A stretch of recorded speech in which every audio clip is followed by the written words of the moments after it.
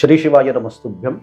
मासिक राशी भविष्य या भागामध्ये मागील भागात आपण बघितले की मेष पासून कर्क राशीच्या जातकांना म्हणजे मेष राशीपासून कर्क राशीपर्यंतच्या जातकांना काय फळ मिळणार आहे अथवा मेष लग्नापासून कर्क लग्नापर्यंतच्या जातकांना काय फळ मिळणार आहे ते पाहिले. आता या भागात आपण पाहणार आहोत की सिंह लग्नापासून वृश्चिक लग्नापर्यंत अथवा सिंह राशीपासून वृश्चिक राशीपर्यंतच्या जातकांना काय फळाची प्राप्ती होणार आहे.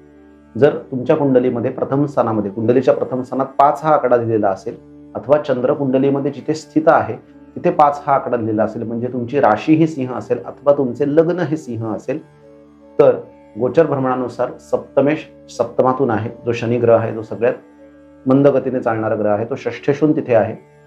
त्यानंतर रवी ग्रह सध्या सिद्ध योगामध्ये आहे कारण तो लग्नेशून दशम स्थानात आहे. चंद्रापासून आहे तो दशमातच आहे.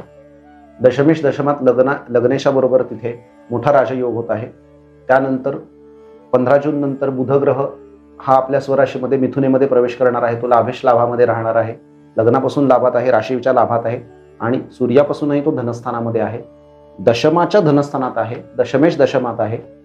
त्यानंतर नवम स्थानाचा अधिपती जसा महत्वाचा असतो त्याप्रमाणे पंचमेश गुरु सिंह लग्नाला अथवा सिंह राशीला दशमामध्ये लग्नेश दशमेश यांच्याबरोबर आहे. म्हणजे पुढील 1 महिना 1 जून पासून जो लाभ होणार आहे सिंह लग्न अथवा सिंह राशी जातकांना तो त्यांच्या कार्यक्षेत्रामध्ये होणार आहे.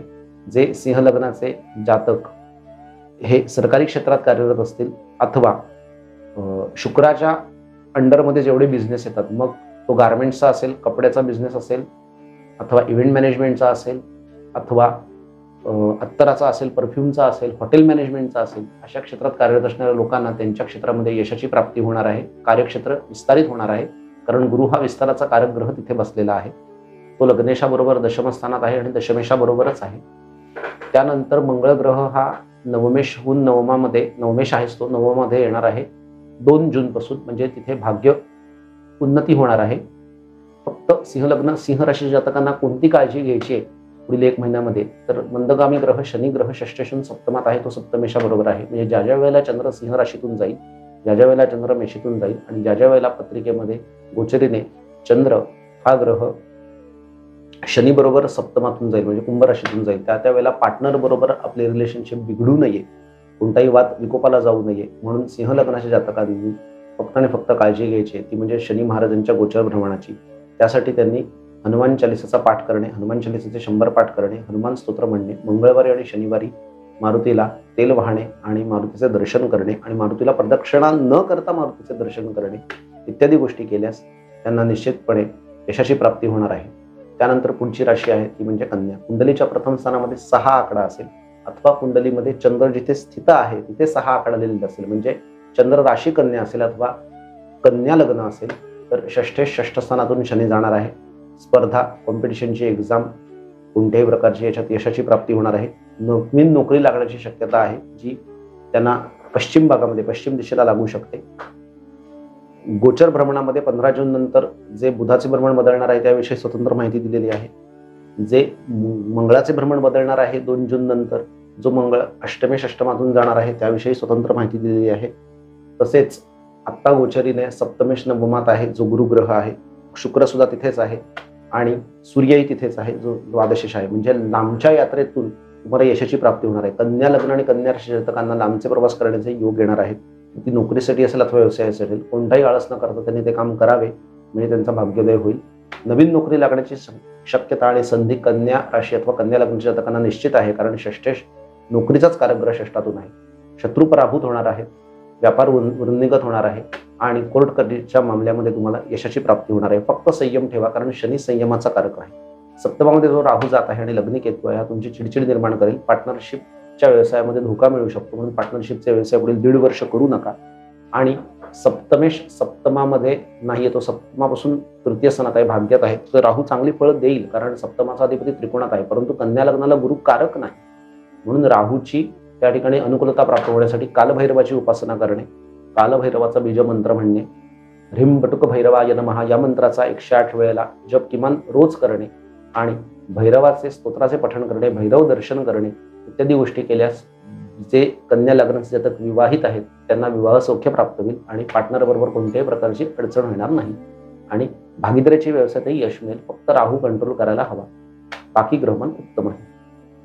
त्यानंतर पुढील राशी आहे ती म्हणजे कन्येनंतर येणारी तूळ. कुंडलीच्या प्रथम स्थानामध्ये 7 हा आकडा दिलेला असेल अथवा चंद्र जिथे स्थित आहे तिथे 7 हा आकडा दिलेला असेल तर त्यांचे तूळ लग्न आहे अथवा तूळ राशी आहे. पंचमेश पंचमातून आहे, चतुर्थेशून तेथे आहे, विद्या अभ्यासात यश मिळेल. गुरुग्रह अष्टमामध्ये आहे, षष्ठेशून अष्टमात आहे, विपरीत राजयोगामध्ये आहे. म्हणजे जुन्या पचनाच्या जर समस्या असतील तर त्या निघून जातील, पचन उत्तम व्हायला सुरुवात होईल. गुरुच्या संदर्भात म्हणजे मोटापा असेल अथवा लिव्हरच्या संदर्भामध्ये काही प्रॉब्लेम असेल तर तो सुद्धा दूर होईल. अष्टमामध्ये लग्नेश अष्टम स्थानात षष्ठेशाबरोबर आहे. अचानक धनाची प्राप्ती होईल, वारसा हक्काने धनाची प्राप्ती होईल, वडिलोपार्जित इस्टेट मिळण्याची शक्यता आहे. तिथे नवमाचा अधिपती बुध ग्रह नवमात भाग्योदय करणार आहे 15 जून पासून पुढे 1 महिना.